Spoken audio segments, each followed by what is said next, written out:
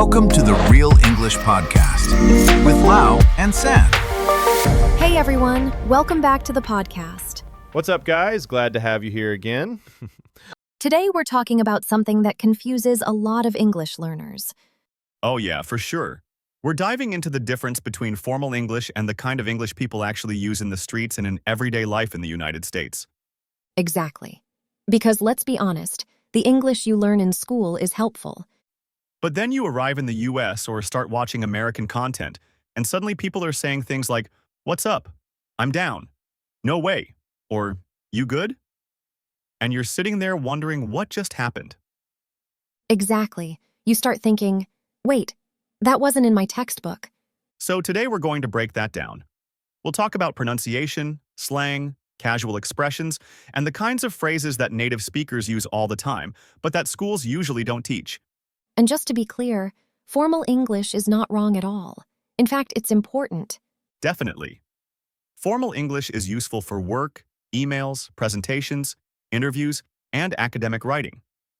But if you only know formal English, sometimes you might sound a little too serious or unnatural in everyday conversations. Right? So let's start with the basics. Formal English is the kind of English you use when you want to sound professional, polite, and structured. For example, instead of saying, "What's up?" in formal English, you would say, "How are you?" or "How have you been?" Or instead of saying, "I gotta go," you would say, "I have to leave now." Exactly. Formal English follows grammar rules more closely. Sentences are complete and words are pronounced clearly. A formal sentence might be something like, "I would like to ask you a question regarding tomorrow's meeting." But in real life, someone might just say, "Hey, quick question about tomorrow." Same meaning, totally different tone. Now, when we talk about street English, we're not talking about bad English. Right. We're talking about real-life English, the English people use with friends, co-workers, and family. It's usually shorter, faster, and full of contractions and expressions. For example, in formal English, you might say, "Do you want to go with me?" But in casual English, that often becomes, "You want to come with me?" Or even shorter, "You want to come?" And that's very normal in everyday conversation. One of the biggest differences between formal and casual English is pronunciation. Exactly. Native speakers often reduce or shorten words.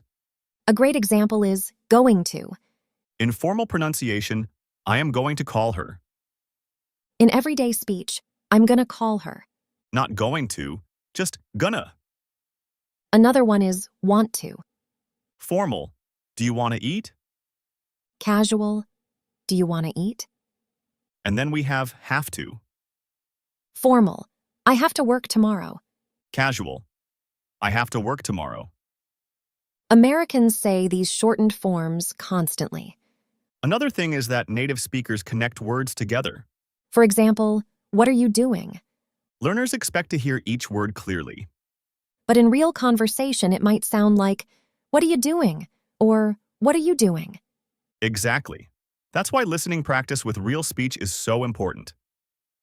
Let's look at a few examples of formal English versus casual English. Formal, "I do not know." Casual, "I don't know," or even "dunno." Formal, "Let me think about it." Casual, "Let me think." Formal, "Give me a moment." Casual, "Hold on," or "Hang on." Formal, "I am not interested." Casual, "I'm not really into it." Formal, "I understand." Casual, "I got you," or "got it." And that's important because native speakers often have many different ways to say the same thing. Now let's talk about expressions that people hear all the time in the United States, but that schools usually don't teach. A very common one is, "What's up?" That doesn't literally mean what is above you. It's just a casual greeting. Exactly. It can mean, "How are you?" or "What are you doing?" Sometimes the answer is simply, "Not much," or "Just chilling." Another phrase is, "I'm down." That means you're interested in doing something.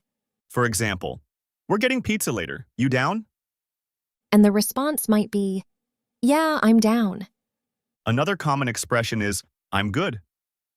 This one is interesting because it can mean different things depending on the context, It can mean, I'm fine. but it can also mean no thanks. For example, do you want some more food? Nah, I'm good. That means you don't want more. Then there's the phrase my bad. That means, that was my fault. For example, oops, my bad, I forgot to text you back, Another very common one is no worries. which means it's okay or don't worry about it.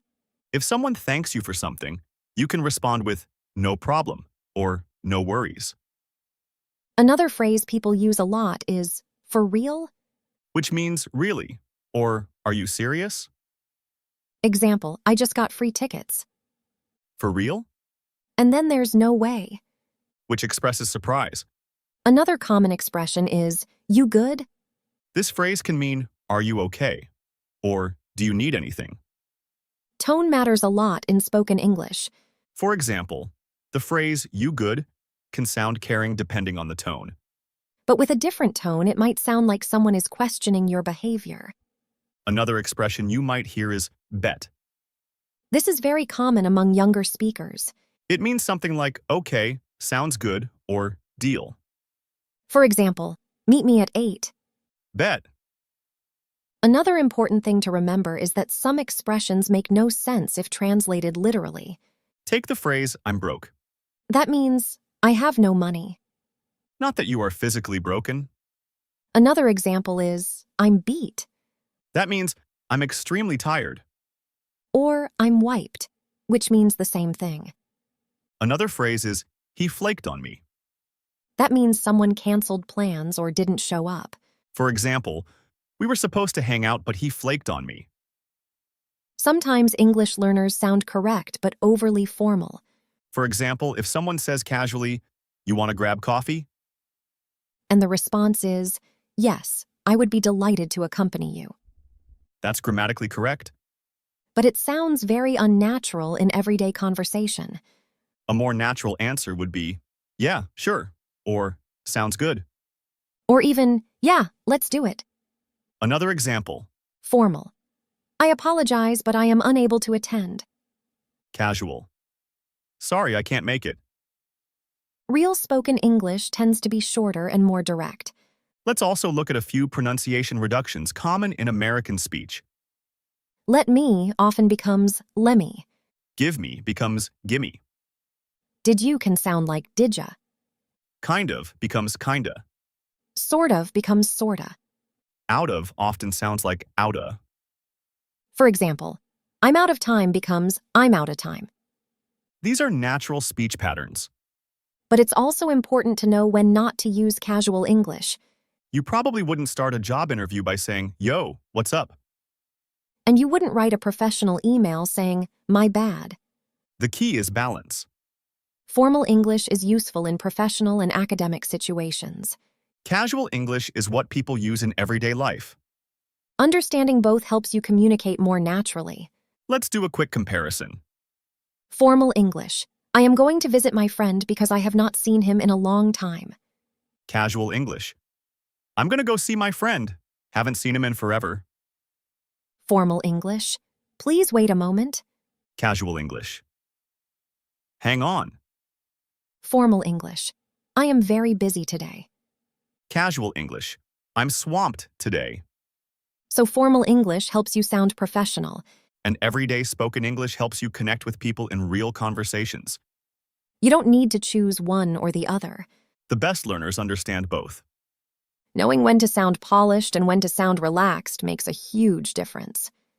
That's it for today's episode. We hope this conversation helped you understand the difference between textbook English and real everyday English in the United States. Thanks for listening, and see you next time.